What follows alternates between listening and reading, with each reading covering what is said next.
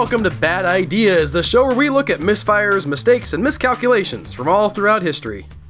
I'm Tony Southcott. And I'm Albert Berg, and today's episode is brought to you by our featured patron this week, Philip Ripper. Thanks, Philip. Today's bad idea is of the invasive species variety, Tony. And it's something we've actually already touched on. You'll remember in our episode about the Emu War, we talked about that Australia had a different problem with pests that they had already tried to solve, and those pests were rabbits. Today we're going to talk about rabbits in Australia and the terrible, terrible things they have done, Tony. It just seems like whenever they got to Australia, they unleashed all sorts of invasive species and just didn't care at all. Was the emu an import? I didn't think it was. No, I was thinking about some birds, the rabbits, some foxes, all sorts of different things that just weren't native to Australia that are there now. Well, we're going to talk about the process of how some of that happened in the process of talking about the rabbits specifically. But we do have to go back a little ways in history. All the way back to 1787, when 11 ships departed England bound for Australia. And on board those ships were 1,500 people, many tons of provisions, a generous supply of tools, and 6 rabbits. Only 6. Only 6. Although, as we'll see, some more come over later. Yeah, that would be bad for the gene pool to only have 6 if they populated an entire continent. But these initial 6 do get busy doing what it is that rabbits do, and 40 years after what is known as the First Fleet makes it to Australia, the Australian colonies are well established, and one Tasmanian newspaper reported, quote, "The common rabbit is becoming so numerous throughout the colony that they are running about on some large estates by the thousands." Now, this actually wasn't a problem at the time because the Australian settlers were careful to keep these rabbits relatively well contained, and they were using them for food, so it made sense that you're gonna have these things that multiply pretty quickly. You can eat them. You're used to how to cook them because they're an animal that you had back in England that you've brought over, so it's a good source of food, and it's a comfort thing for these settlers who have gone so far from their home. And speaking of comfort, we're going to fast forward a few more years to 1859. And here's where the real tipping point starts to happen, Tony. Because a man named Thomas Austin has made it to Australia. And things in Australia just don't feel like home. He's come thousands of miles from England on a ship. He's probably never going to see England again, right? It's so far. He's literally gone halfway around the world to get to this place, to this weird, new, strange continent that has all of these odd things on it. And he writes back to his nephew in England and says, "Can you send me some rabbits?" He said, quote, "The introduction of a few rabbits could do little harm and might provide a touch of home, in addition to a spot of hunting." Yeah, they always think that, and then all of a sudden he brought pigs over and they're everywhere on, Hawaiian Islands and so on. How many pigs do you think that there might be in one place, in somebody's backyard where their kids are playing, potentially? I mean, in their backyard, 6, something like that, but, you they're aren't not going to stay on the pens. meme scene with the pigs, Tony! It's I don't between know 30 and 50! I don't know what meme you're talking about. Oh, man. It was all over my Twitter yesterday. That was how I knew that I'd picked the wrong invasive species to do this episode on. I'm sure this will be horribly dating to bring this up, but in the aftermath of sort of the gun debate, somebody was like, "What about the assault rifle I need to kill the between 30 and 50 hogs this sitting on my yard 5 minutes after my kids go outside?" And it just got blown up and repeated. There's a variation on the poem, "This is just to tell you," that has to do with the pigs. There's a Far Side cartoon with the pigs. There's just an insane amount. There's a novelty Twitter account called We Rate Hogs that popped up. It has nothing to do with today's episode, but I've now got you in the loop. That dude needs to call Ted Nugent, because Ted Nugent will bring his helicopter and they can take out those pigs from the sky. Have you seen that History Channel show? I have not. I read about that when I was looking into hogs momentarily, which, by the way, I know everybody's having fun with that little meme, but they're like, it is a legit problem. Can we just, it's just, as long as we all know that, like, the hogs are a problem, guys, it's an actual environmental threat. It's the one environmental threat you can get conservatives to care about, so, you know, don't be too hard on the dude. Yeah, plus, it's free bacon. Yes. Now, the interesting thing here is that this practice of bringing over what you might call a touch of home in the animal kingdom was not like a solitary affair. Thomas Austin was actually a member of what was called an acclimatization society. And the basic idea behind an acclimatization society is that the animals where you're going to in this new place are weird and bad, and the animals that you're used to are good and nice and good to eat, and so that makes the animals from where you're used to better, and the animals where you are at not good. This is exactly what happened with Eugene Shefflin and like the sparrows. Exactly. Or starlings, excuse me. And again, not to be too hard on these people, because, you know, a preference for the familiar is an understandable instinct, but in this case, it would be disastrous for Australia. Thomas Austin's nephew couldn't find enough gray rabbits to meet his uncle's request, so he supplemented the order with several domestic rabbits. Austin set the rabbits loose on his estate, and the rabbits got to breeding. Austin lived out the rest of his life thinking he had done the settlers of Australia a favor by bringing in a touch of home to the faraway land. He dies in 1971, Tony. He goes to his grave. Again, by all accounts I can find, a really good, decent dude. As he dies, he leaves a lot of money to a hospital and a special women's hospital and trying to do the right thing.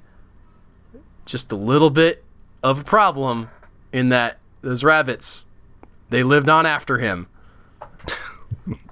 Oh, a lot of times when we cover bad ideas, it's like good people can have very bad ideas. Yes. Now, you'll remember that I mentioned that Thomas Austin's nephew sent over 2 different kinds of rabbits because there weren't enough gray rabbits at the store at the time when he was buying these rabbits. And while I don't have definitive evidence for this, there is at least a strong feeling that these 2 types of rabbits, the gray rabbits and the domestic rabbits, bred together and created a new strain of rabbit that some people think was uniquely suited to the Australian wilderness. And at first, it wasn't so big of a problem because the rabbits were kept in check by natural predators. But, and this is something we're going to see repeated later on in the story, the rabbits start to be selected for tougher, faster, better equipped rabbits that are able to evade these predators. And there's some hunting of the predators as well as the colonists are coming up in the wilderness. They don't necessarily want so many dingoes or coyotes or whatever it is they have in Australia. I know they have dingoes for a fact. I just said coyotes and I want to walk that close. one back because I'm not sure. And you might be thinking, okay, what's the big deal? They're just rabbits. How much damage could a rabbit do? Well, here's how much damage a rabbit could do. They eat everything.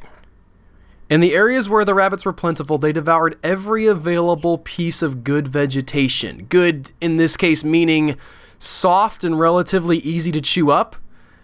If you know cows, you know they like to eat softer, greener things that are easy to chew up. And if you're trying to raise cows on this land, all of a sudden they're competing with the rabbits who are eating and multiplying and eating and multiplying.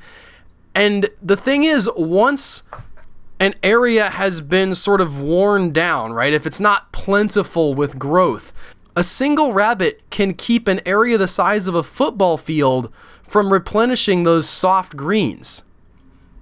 Not only that, as the rabbit ate the plants, the roots died as well, which meant the soil became unstable and prone to washing away. So you have erosion, you have livestock not being able to eat, you have all of these things that, you know, one rabbit, not a big deal, millions of rabbits is a massive problem. In 1884, the first attempt at keeping the rabbits away from the farmland began construction. But Australia's first rabbit-proof fence turned out not to be especially rabbit-proof, and the goal of the fence was later altered to keep out dingoes. In 1887, the government of New South Wales posted the following notice in the Sydney Herald. Quote, "It is hereby notified that the government of New South Wales will pay the sum of £25,000 to any person or persons who will make known and demonstrate at his or their own expense any method or process not previously known in the colony for the effectual extermination of rabbits. Many suggestions were submitted, but none were deemed to be practical and safe." They had the first Rabbit X Prize, Tony, and it did not work out for them. But in 1901, they decided to try again. A royal commission was convened to come up with a solution to the rabbit problem, and the solution they came up to was the same solution they'd tried in 1884, which was to build fences. But this time, they were thinking bigger. They built what is known as the #1 rabbit-proof fence over the course of 6 years. And the rabbit-proof fence is a barrier that extends from the southern coast of Australia, a length of 2,023 miles, at a cost of over £300,000 at the time. Unfortunately, as impressive as this achievement was, it did very little to curb the destruction caused by the rabbits, as they could burrow under the fence or jump over the fence with little difficulty. Yeah, that's an impressive wall, but I mean, 2,000 miles, but you didn't go deep enough into the ground to stop burrows? You're building it literally all the way across an entire continent, okay? Like, President Trump's great big beautiful wall has got nothing on this. Now, granted, it's not huge, right? It is just a fence. So we're not talking Game of Thrones epic scale here, but the sheer length of this thing is just an engineering marvel. Unless it's like just a garden fence, which would be kind of funny. Like 3 foot high, just chain link. Go all the way across. It's, I think it's probably about 4 feet high. It's not much more impressive at any single point than a garden fence, but imagine a garden fence stretching to both horizons, just as far as you could possibly see. And then you walk to the horizon and it's still going. I think that's pretty impressive. Yeah, and there was some contractor who was very happy with all the fencing he got to make. Yep. Now, the other solution that presented itself as far back as 1885 was the possibility of introducing a disease into the rabbit population. But scientists had a hard time finding the right disease. It had to be communicable, it had to kill the rabbits, it had to not be communicable to other valuable animals, right? If you had a disease that killed the rabbits and killed all the cattle, that's probably not super great, right? So they don't work this actually out. They have the idea that maybe we can give them some kind of a disease that will wipe out the population, but it's not until 1950, when the myxoma virus was released into the rabbit population, that their numbers finally were put in check. The myxoma virus cut the rabbit population down from 600 million to around 100 million.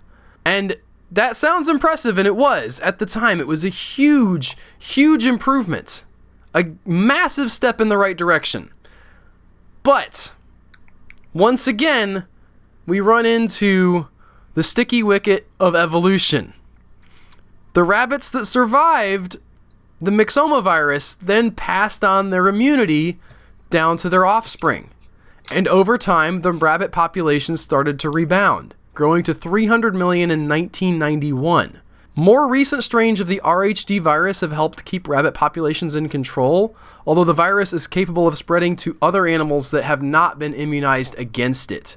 So I think that includes dogs and other kinds of pets that need to be vaccinated in Australia against these new strains of the RHD virus. It definitely applies to pet rabbits. But even that isn't enough to keep the rabbits fully in check. Australia is essentially in a continual war with the rabbits, constantly trying to find ways to keep them from overwhelming cattle and farming operations. And also to keep them from eroding the landscape away. Erosion's a very big deal, and the more the rabbits eat, the more erosion happens. They cause over $200 million per year in damage, and that doesn't seem likely to stop anytime soon. We don't actually have an end to this story. The rabbits have not necessarily won. They have not destroyed Australia, but they have definitely changed the balance of the environment. And the interesting thing is, now that they're here, there's an even more delicate balancing act that Australia has to perform, because there are predators that rely on the rabbits to survive, and the Australians don't want those animals to go extinct, so managing the rabbit population involves also keeping them at a healthy enough level where the predators who need them for food don't themselves die off if they kill off the rabbits.